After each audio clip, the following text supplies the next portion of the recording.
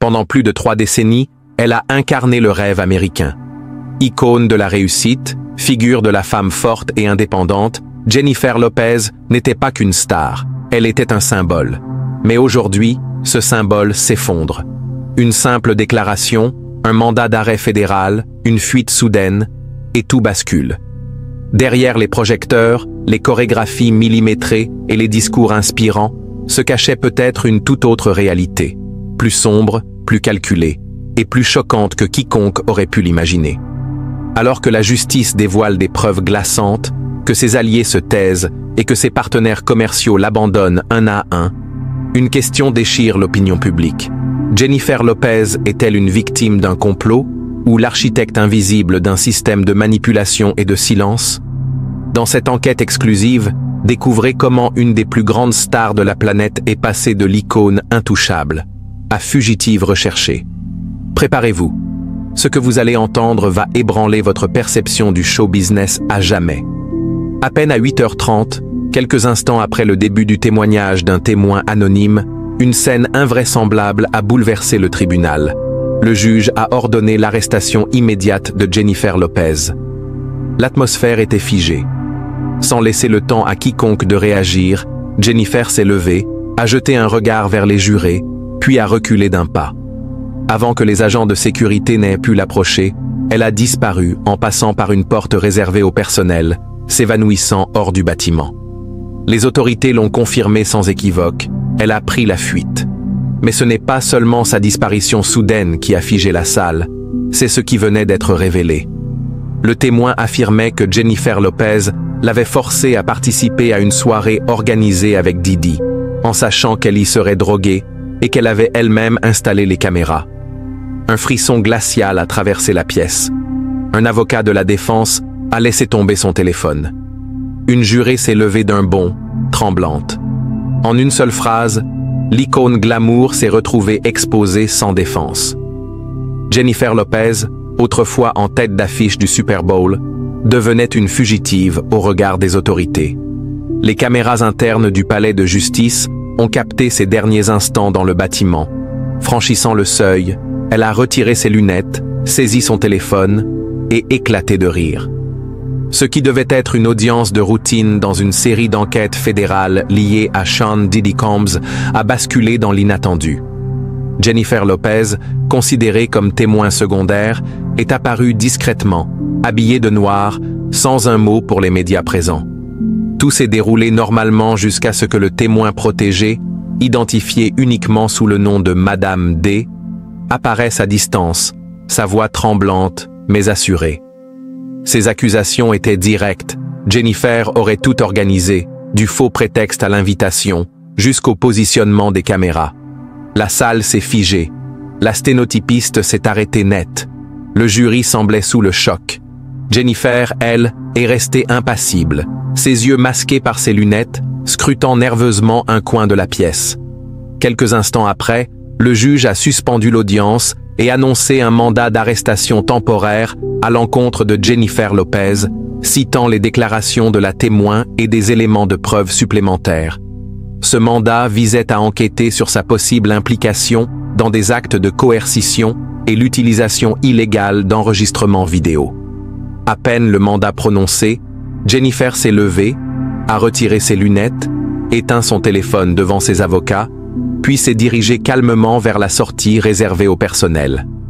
D'après des informations internes, elle aurait traversé un couloir de service avant de monter dans un SUV gris sans plaque, conduit par une personne masquée.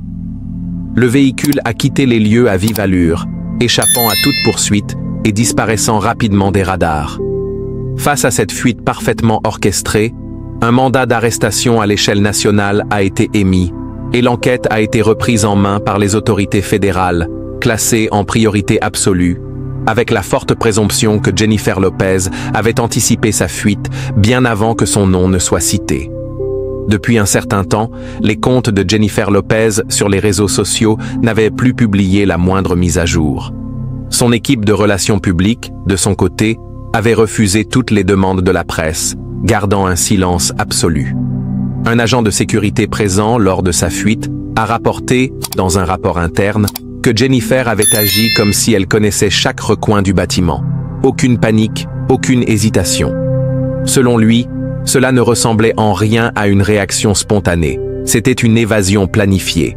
Ce qui a profondément bouleversé l'opinion publique, ce n'est pas seulement la façon méthodique dont elle a disparu en pleine journée, mais surtout la gravité du témoignage. Si Jennifer Lopez était réellement au courant de la présence des caméras, si elle savait que la victime allait être droguée et l'a quand même conduite dans cette pièce, alors elle ne peut plus être considérée comme une simple célébrité en marge de l'affaire. Elle devient un maillon central dans un réseau bien plus sombre, mêlant manipulation psychologique, piège vidéo et chantage par l'image. Le procès a été suspendu pour une durée indéterminée. Les avocats de la défense ont vivement protesté, mais aucune argumentation n'a pu empêcher ce glissement officiel. L'affaire quittait désormais le cadre civil pour entrer dans une enquête criminelle fédérale. Le juge Radford a quitté la salle sans autre déclaration, laissant derrière lui un message. Le tribunal reconnaît un risque élevé de fuite coordonnée et de possibles actes de malveillance organisée. Tous les dossiers relatifs à Jennifer Lopez sont désormais reclassés en poursuite criminelle de niveau B, conformément à la législation fédérale. À l'extérieur, la presse s'est ruée sur les lieux. Les fans de Jennifer Lopez se sont divisés. Certains ont crié au complot politique, d'autres ont exprimé leur consternation, parlant de trahison envers un mouvement féministe qu'il avait érigé en symbole. Une phrase, captée par une chaîne de télévision locale, a résonné comme une claque. Si une icône mondiale comme Jennifer Lopez peut disparaître en quelques minutes après l'annonce d'un mandat d'arrêt, combien d'autres puissants ont fait de même et s'en sont sortis? L'identité de celle que les documents judiciaires désignent uniquement sous le nom de MSD est actuellement protégée par un programme spécial de sécurité des témoins. Pourtant, ces déclarations ont bouleversé la trajectoire de toute l'enquête. Le témoignage a été diffusé via une transmission vidéo cryptée. Sur l'écran de la salle, seule une silhouette assise, plongée dans l'ombre, apparaissait. Sa voix, bien que sèche et contenue, ne trahissait aucune larme. D'après les transcriptions audio internes, la témoin s'était préparée pendant des semaines, mais a dû interrompre son récit à plusieurs reprises sous le coup de l'émotion. Chaque mot qu'elle a prononcé a ébranlé l'image de Jennifer Lopez, qui jusque-là n'était mentionnée que comme témoin secondaire. Je n'ai pas été invité par Didi, mais par une personne représentant Jennifer. On m'a dit qu'il y aurait peut-être une opportunité de collaborer avec son équipe musicale. On m'a même laissé entendre que je pourrais apparaître dans un clip si je faisais bonne impression. J'y ai cru. Alors j'y suis allé. Ses premières phrases, prononcées calmement, ont eu l'effet d'un uppercut dans la salle. D'après son récit, l'événement se tenait dans une villa isolée, fréquemment louée par des célébrités pour des fêtes privées. À son arrivée, c'est Jennifer Lopez elle-même qui l'aurait accueillie, souriante, lui tendant un verre de vin en lui lançant « Détends-toi, ici tout le monde est ami ». Pendant un moment, tout semblait normal. Puis la victime a décrit une sensation de vertige, une vision troublée, une perte progressive de contrôle sur son propre corps. La suite a été résumée en une phrase glaçante. On m'a conduite dans une pièce éclairée par des lumières roses, avec un lit recouvert de draps noirs. Je ne pouvais plus marcher, mais elle m'a tenu la main et m'a fait entrer. Lorsqu'on lui a demandé à qui elle faisait référence, la réponse a été immédiate. Jennifer Lopez, c'était elle. Les personnes présentes se souviennent que l'atmosphère a radicalement changé à cet instant. Les jurés ont baissé la tête pour prendre des notes, les avocats de la défense ont immédiatement tenté d'interrompre la session, arguant d'un manque de preuves tangibles. Le juge a rejeté toutes les objections et a permis à la témoin de poursuivre. Madame D a reconnu qu'elle ne se souvenait plus de ce qui s'était passé après être entrée dans la pièce. Cependant, quelques jours plus tard, elle aurait reçu un email anonyme contenant une vidéo d'environ 90 secondes. Elle s'y voyait, désorientée, immobile, filmée depuis un coin de la chambre. L'enregistrement ne permettait pas d'identifier clairement d'autres personnes présentes. Mais elle a déclaré avec certitude « Dans le miroir de la penderie, j'ai vu son reflet. Jennifer tenait un téléphone. » Peu de temps après son témoignage, La témoin anonyme a commencé à recevoir une série de messages menaçants, lui ordonnant de garder le silence. Si tu veux protéger ta carrière et ta famille, tais-toi. Ces messages n'étaient ni signés ni traçables, mais contenaient des informations personnelles extrêmement sensibles. L'adresse du domicile de sa mère, l'emploi du temps scolaire de sa sœur, ses propres itinéraires de déplacement.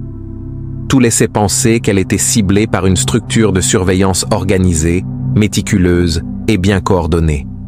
Les procureurs ont confirmé que ces messages avaient été archivés et intégrés aux preuves numériques.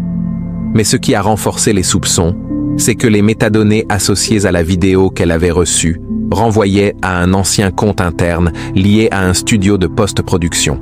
Un studio qu'avait engagé Jennifer Lopez pour le montage de clips musicaux.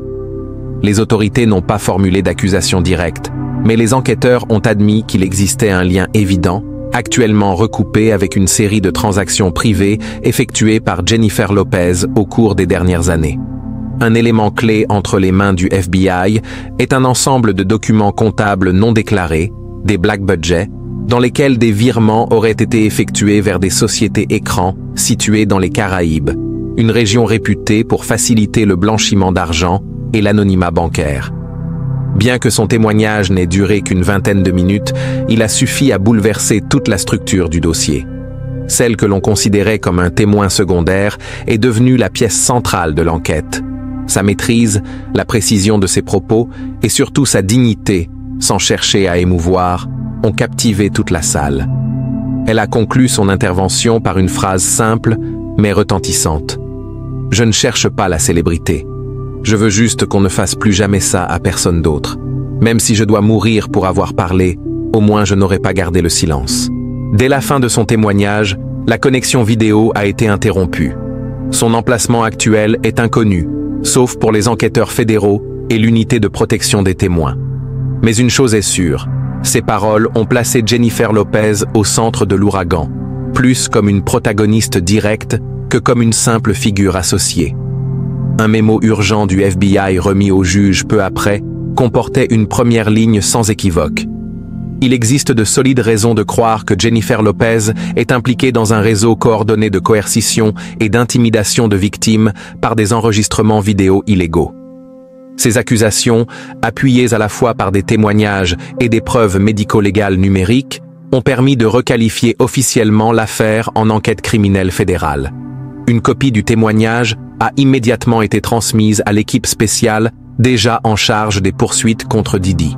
À ce stade, Jennifer Lopez est désormais traitée comme co-conspiratrice dans une série d'affaires liées à des soirées privées organisées par des élites, visant à manipuler, piéger et faire chanter de jeunes femmes par le biais de vidéos enregistrées en secret.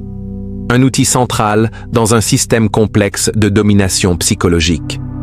Les soupçons autour de Jennifer Lopez ne sont pas apparus uniquement à la suite de ce témoignage.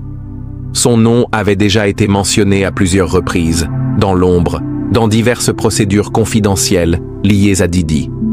Pendant plus d'une décennie, son nom a circulé en silence, entre dossiers classés sans suite, plaintes civiles retirées à la dernière minute, et rumeurs étouffées quelques heures après leur apparition dans les médias. Depuis plus de 10 ans, une ombre persistante l'enveloppait, comme une question que personne n'osait poser à voix haute.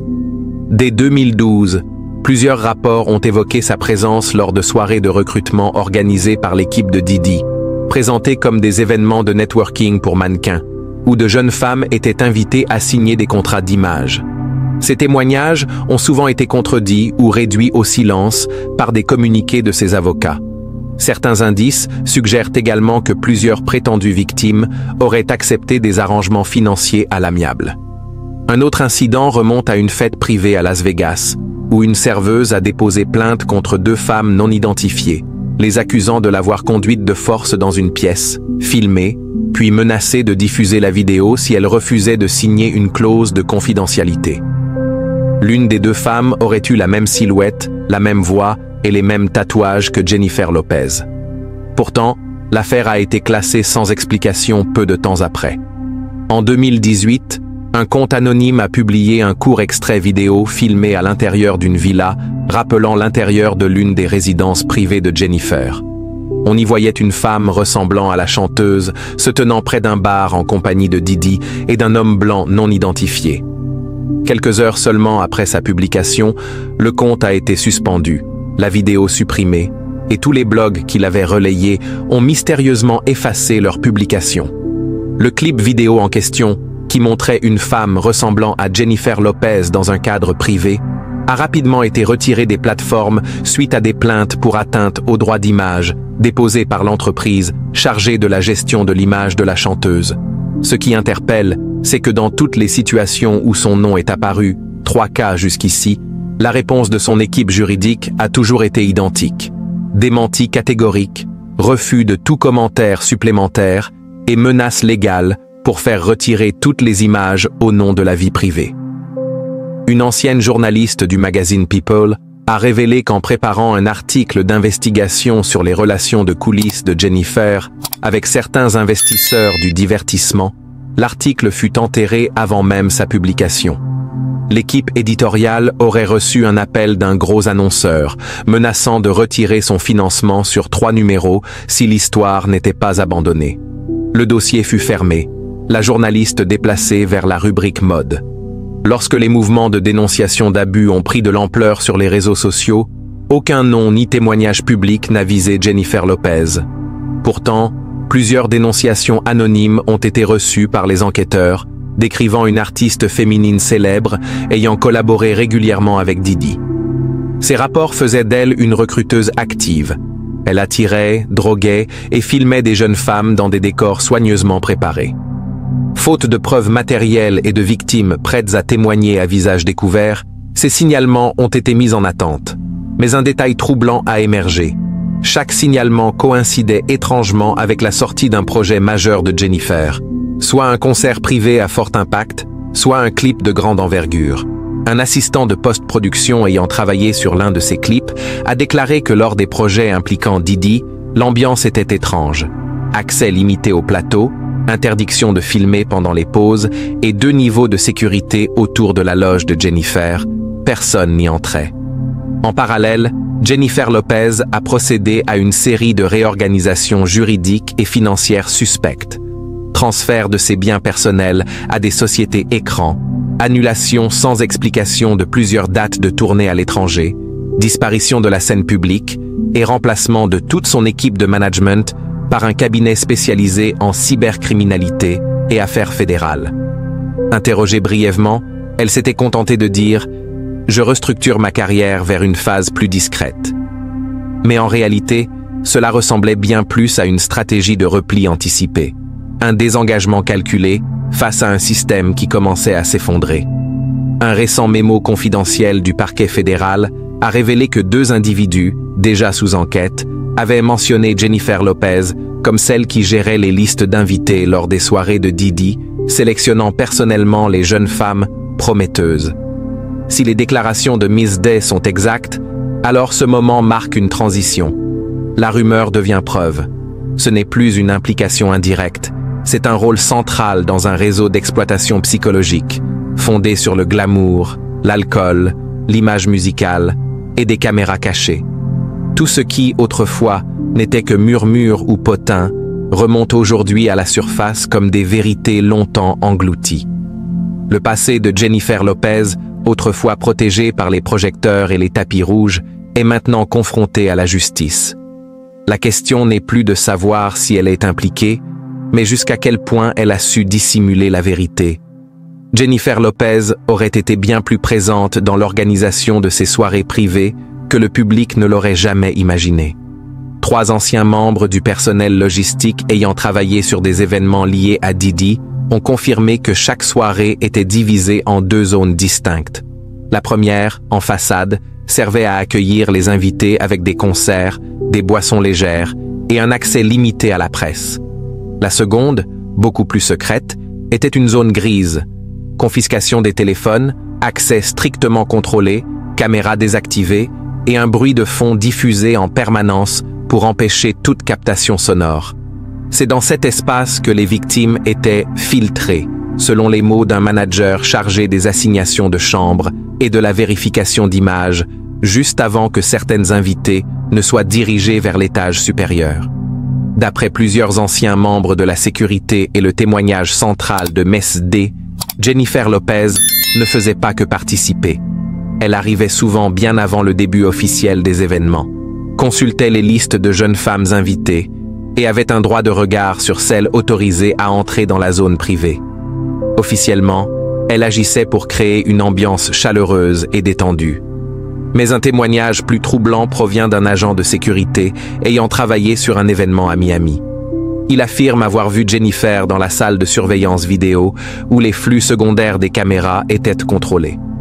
Lorsqu'il y entra pour réparer un dysfonctionnement, elle lui lança un sourire discret en lui disant « Tu n'as rien vu, n'est-ce pas ?»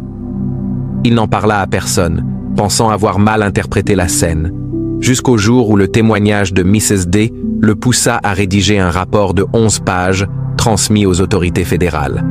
Ce qui est encore plus frappant, c'est que certaines de ces soirées n'étaient même pas officiellement organisées par Diddy.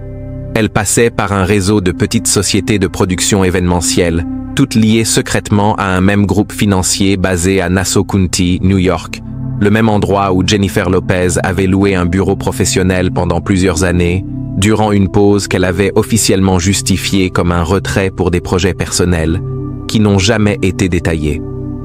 Actuellement, le FBI analyse plusieurs éléments extraits du disque dur d'un ancien technicien lumière, responsable des caméras internes sur ces soirées de luxe. Parmi les preuves retrouvées, au moins 2 enregistrements audio, dont l'un contient la voix d'une femme disant « Laisse-moi lui parler en privé, je sais comment la faire écouter ». Un assistant de post-production ayant travaillé sur l'un de ces clips a déclaré que lors des projets impliquant Diddy, l'ambiance était étrange. Accès limité au plateau, interdiction de filmer pendant les pauses et 2 niveaux de sécurité autour de la loge de Jennifer, personne n'y entrait. En parallèle, Jennifer Lopez a procédé à une série de réorganisations juridiques et financières suspectes. Transfert de ses biens personnels à des sociétés écrans, annulation sans explication de plusieurs dates de tournée à l'étranger, disparition de la scène publique et remplacement de toute son équipe de management par un cabinet spécialisé en cybercriminalité et affaires fédérales. Interrogée brièvement, elle s'était contentée de dire « Je restructure ma carrière vers une phase plus discrète ». Mais en réalité, cela ressemblait bien plus à une stratégie de repli anticipé, un désengagement calculé face à un système qui commençait à s'effondrer. Un récent mémo confidentiel du parquet fédéral a révélé que 2 individus, déjà sous enquête, avaient mentionné Jennifer Lopez comme celle qui gérait les listes d'invités lors des soirées de Diddy, sélectionnant personnellement les jeunes femmes prometteuses. Si les déclarations de Miss Day sont exactes, alors ce moment marque une transition. La rumeur devient preuve. Ce n'est plus une implication indirecte, c'est un rôle central dans un réseau d'exploitation psychologique, fondé sur le glamour, l'alcool, l'image musicale et des caméras cachées. Tout ce qui, autrefois, n'était que murmure ou potin, remonte aujourd'hui à la surface comme des vérités longtemps englouties. Le passé de Jennifer Lopez, autrefois protégée par les projecteurs et les tapis rouges, est maintenant confrontée à la justice. La question n'est plus de savoir si elle est impliquée, mais jusqu'à quel point elle a su dissimuler la vérité. Jennifer Lopez aurait été bien plus présente dans l'organisation de ces soirées privées que le public ne l'aurait jamais imaginé. 3 anciens membres du personnel logistique ayant travaillé sur des événements liés à Diddy ont confirmé que chaque soirée était divisée en 2 zones distinctes. La première, en façade, servait à accueillir les invités avec des concerts, des boissons légères et un accès limité à la presse. La seconde, beaucoup plus secrète, était une zone grise. Confiscation des téléphones, accès strictement contrôlé, caméras désactivées et un bruit de fond diffusé en permanence pour empêcher toute captation sonore.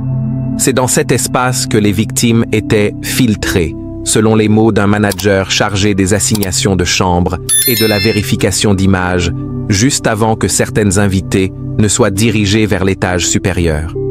D'après plusieurs anciens membres de la sécurité et le témoignage central de Mess D, Jennifer Lopez ne faisait pas que participer. Elle arrivait souvent bien avant le début officiel des événements, consultait les listes de jeunes femmes invitées et avait un droit de regard sur celles autorisées à entrer dans la zone privée. Officiellement, elle agissait pour créer une ambiance chaleureuse et détendue. Mais un témoignage plus troublant provient d'un agent de sécurité ayant travaillé sur un événement à Miami. Il affirme avoir vu Jennifer dans la salle de surveillance vidéo où les flux secondaires des caméras étaient contrôlés. Lorsqu'il y entra pour réparer un dysfonctionnement, elle lui lança un sourire discret en lui disant « Tu n'as rien vu, n'est-ce pas ?» Il n'en parla à personne, pensant avoir mal interprété la scène, jusqu'au jour où le témoignage de Mrs. D le poussa à rédiger un rapport de 11 pages transmis aux autorités fédérales. Ce qui est encore plus frappant, c'est que certaines de ces soirées n'étaient même pas officiellement organisées par Didi. Elles passaient par un réseau de petites sociétés de production événementielle, toutes liées secrètement à un même groupe financier basé à Nassau County, New York, le même endroit où Jennifer Lopez avait loué un bureau professionnel pendant plusieurs années, durant une pause qu'elle avait officiellement justifiée comme un retrait pour des projets personnels, qui n'ont jamais été détaillés. Actuellement, le FBI analyse plusieurs éléments extraits du disque dur d'un ancien technicien lumière, responsable des caméras internes sur ces soirées de luxe. Parmi les preuves retrouvées, au moins 2 enregistrements audio, dont l'un contient la voix d'une femme disant « Laisse-moi lui parler en privé, je sais comment la faire écouter ». Selon les experts en audio médico-légal, la voix présente une correspondance vocale à plus de 80% avec celle de Jennifer Lopez sur la base d'enregistrements de référence datant de 2021. Et cette séquence a été datée précisément d'une nuit où Mrs. D était présente dans la villa de Calabasas. Une révélation explosive issue du rapport intérimaire du parquet fédéral désigne désormais Jennifer non pas comme une simple invitée, mais comme le trait d'union entre les invités VIP et les équipes techniques opérant en coulisses. Autrement dit, celle qui assurait un climat de confiance pour mieux faire baisser la garde. Sa notoriété, son image de star mondiale et de modèle d'émancipation féminine latino ont servi d'appât. Nombreuses sont les jeunes femmes qui ont témoigné s'être senties honorées d'être approchées en personne par Gillot, croyant accéder au véritable cercle des privilégiés. Mais une question plus sombre surgit. Si Jennifer ouvrait la porte, qui se tenait derrière? Était-elle une simple marionnette, ou bien celle qui tirait les ficelles? Un procureur chevronné, sous couvert d'anonymat, résume ainsi « Quand on pense à Didi, on imagine l'argent et la force brute. Mais avec Jennifer Lopez, c'est l'élégance, l'intelligence, la finesse. Et c'est ça qui la rend plus dangereuse, parce que personne ne la soupçonne. » Autrefois reléguées au recoin de forums obscurs, ces phrases sont désormais validées par des dossiers officiels, des preuves numériques et les témoignages de personnes qui travaillaient directement au cœur du système. Le plus effrayant n'est pas qu'un tel événement ait eu lieu, mais que ces soirées aient été organisées de façon régulière, méthodique et sous la couverture de visages adulés par le grand public. Si l'enquête actuelle confirme ce qui est désormais sérieusement envisagé, Jennifer Lopez pourrait être identifiée comme l'un des piliers d'un système basé sur la manipulation par le pouvoir, les promesses de réussite, la musique, les lumières et les caméras cachées. Quelques heures à peine après la disparition inattendue de Jennifer Lopez par une sortie technique du tribunal, les autorités de Los Angeles ont déclenché une chasse à l'échelle de l'État. Un mandat d'arrestation d'urgence a été diffusé, mobilisant les forces locales, étatiques et fédérales dans toutes les régions où la star pourrait se cacher ou posséder des biens immobiliers. Rapidement, l'enquête a pris une autre dimension. Le FBI a activé une division spéciale, celle chargée de la traque de célébrités. La même qui avait été mobilisée dans les affaires R. Kelly et Ghislaine Maxwell. Un mandat d'arrêt fédéral a été émis avec une description détaillée. Femme latina, 54 ans, susceptible de voyager en jet privé ou dans des véhicules appartenant à des sociétés écrans. Ses comptes sur les réseaux sociaux ont été placés sous surveillance renforcée. Ses adresses mail personnelles ainsi que ses systèmes de paiement électronique ont été gelés. 4 propriétés lui appartenant, à Bel Air, Miami Beach, New York et Porto Rico, ont été désignées comme actifs sous haute surveillance. Les compagnies d'aviation privées de la côte ouest ont été sommées de remettre les listes de passagers correspondant à son profil sur les 48 heures précédentes. Selon une source du département de la sécurité intérieure, Jennifer Lopez a été placée dans la catégorie des suspects d'intérêt fédéral, au même rang que des individus poursuivis pour crimes organisés ou violations graves des droits humains. Pourtant, en dépit de la gravité de l'enquête, son absence prolongée a donné lieu à un scénario à deux vitesses. D'un côté, les autorités la recherchent activement. De l'autre, l'opinion publique se divise. Beaucoup de fans ont crié au complot politique, parlant d'une tentative de démolition d'une icône latino-américaine. Des hashtags comme #PenFreeJlo ou We Stand with Jennifer ont envahi les réseaux sociaux. En parallèle, plusieurs analystes juridiques ont souligné que les éléments rassemblés allaient bien au-delà de simples coïncidences. Il s'agirait d'un véritable schéma répétitif. Une pétition citoyenne réclamant une apparition publique de l'artiste a recueilli plus de 250 000 signatures en seulement 2 jours. Pourtant, son équipe juridique n'a fait aucun commentaire officiel, se contentant d'un bref mémo. Nous traitons l'affaire. Les autorités ont anticipé une éventuelle fuite à l'étranger. Des demandes formelles de coopération internationale ont été soumises dans le cadre des traités d'assistance légale mutuelle. Des experts ont émis l'hypothèse que Jennifer pourrait tenter de se réfugier dans un pays sans traité d'extradition avec les États-Unis, comme les Émirats arabes unis ou les Maldives, où elle s'est déjà produite. Dans un tel cas, son rapatriement pourrait prendre des mois et créerait un précédent juridique complexe pour une star de son envergure. Un document confidentiel des procureurs fédéraux alerte sur la mobilité stratégique de la suspecte et n'exclut aucun soutien possible de la part de figures puissantes du divertissement ou de la finance mondiale. Conséquence immédiate. La sortie de son prochain album est suspendue, tous ses engagements cinématographiques ont été annulés ou réattribués, son nom a été retiré des campagnes promotionnelles et plusieurs marques ont révisé leur partenariat pour éviter toute implication légale. Netflix, qui coproduisait une série documentaire autobiographique sur Jennifer Lopez, a annoncé le gel indéfini du projet. Dans les rues d'Hollywood, les affiches publicitaires sont toujours là. Mais en coulisses, l'industrie s'éloigne progressivement d'une femme autrefois considérée comme la reine incontestée de la scène. Plus de 72 heures après l'émission du mandat fédéral, Jennifer Lopez reste intraçable. Aucun communiqué officiel, aucune prise de parole sur les réseaux, aucun message d'avocat, pas même une lettre ouverte au public. Jennifer Lopez a peut-être disparu physiquement, mais juridiquement, elle n'a jamais été aussi présente. Et dans l'œil du public, la question n'est plus « était-elle impliquée ?», mais bien « jusqu'où allait son implication ? Et qui d'autre protégeait-elle ?» Ce qui avait commencé comme une enquête autour d'une soirée privée s'est transformé en démolition publique d'une icône, placée au pilori de la justice, pendant que le monde retient son souffle. Reviendra-t-elle, ou son nom rejoindra-t-il à jamais la liste des stars déchues, piégées par leur propre mythe? Le premier séisme ne s'est pas produit dans une salle d'audience. Il a commencé dans les médias, ces mêmes plateformes qui avaient construit l'image de Jennifer Lopez pendant près de 30 ans. En moins de 48 heures après le mandat d'arrêt, les plus grands magazines, Vogue, Variety, Harper's Bazaar, Rolling Stone, Billboard, ont discrètement supprimé ou enterré leurs anciens portraits flatteurs. Tous les termes comme victime, survivante ou diffamation ont été effacés des publications officielles. Netflix et Amazon Prime ont mis en pause l'ensemble de leur contenu lié à J.Lo. Sur YouTube, les commentaires sous ces clips ont été désactivés pour éviter les torrents de haine ou de moquerie. À la télévision, les journalistes ne la qualifient plus d'artiste multitalentueuse, mais de fugitive fédérale ou suspecte officielle. CNN a consacré 3 jours d'émission à démonter le mythe de la célébrité intouchable, tandis que Fox News l'a qualifiée d'affaire la plus choquante depuis la chute d'Harvey Weinstein.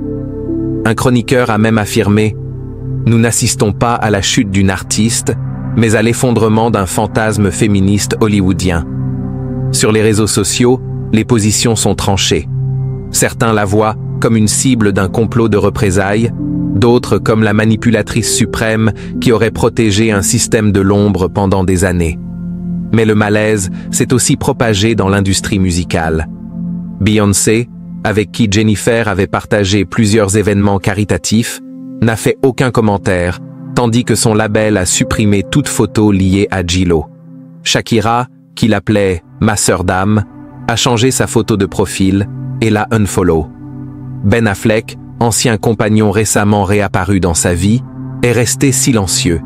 Des artistes influentes comme Cardi B, Lizzo ou SZA n'ont rien dit. Mais en coulisses, de plus petites voix commencent à émerger sur des podcasts.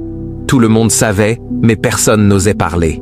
Un initié d'Hollywood résume ainsi « Personne ne veut être le premier à l'attaquer, mais encore moins le dernier à la défendre. Les marques prennent leur distance, un à un, les sponsors se retirent. Versace suspend ses contrats d'image. Coach enlève les affiches de sa campagne « Nous sommes tous glamour ». Dolce & Gabbana et Revlon révisent leurs clauses éthiques. Même les cartes de crédit utilisant son image exigent son retrait du système. Un expert en communication déclare « Ce n'est pas une question de culpabilité, c'est une question de risque. Et les marques ne tolèrent jamais le risque. Le choc le plus profond, la trahison. Mais le coup le plus dur ne vient ni des tribunaux, ni des contrats rompus. Il vient du public, surtout des femmes qui voyaient en Jennifer Lopez une icône d'indépendance. Des millions avaient trouvé dans son histoire, de la banlieue du Bronx à la scène du Super Bowl, un modèle de persévérance. Aujourd'hui, ces récits sont réinterprétés comme les preuves d'un autre pouvoir, un pouvoir discret, utilisé hors caméra. Dans les groupes de soutien féminin, on ne partage plus ces citations inspirantes. On partage d'anciens clips en posant la question « Combien de ces sourires étaient réels ?» Pour beaucoup, la blessure la plus amère n'est pas que Jennifer ait chuté, c'est qu'elle aurait pu être celle qui ouvrait la porte. Pendant plus de 30 ans, elle a bâti un empire d'élégance, de danse, de voix et d'image. Mais il aura suffi d'un témoignage, d'un mandat, d'une disparition, pour tout faire s'effondrer. Son silence n'est plus un choix, mais une preuve. Et chaque heure qui passe transforme sa légende en dossier judiciaire. Aujourd'hui, il ne reste plus de musique, plus de scène, plus de tapis rouge. Seulement un nom, suspendu entre justice et chute libre. Et la véritable question n'est plus où est Jennifer Lopez, mais qu'avons-nous choisi d'ignorer depuis si longtemps?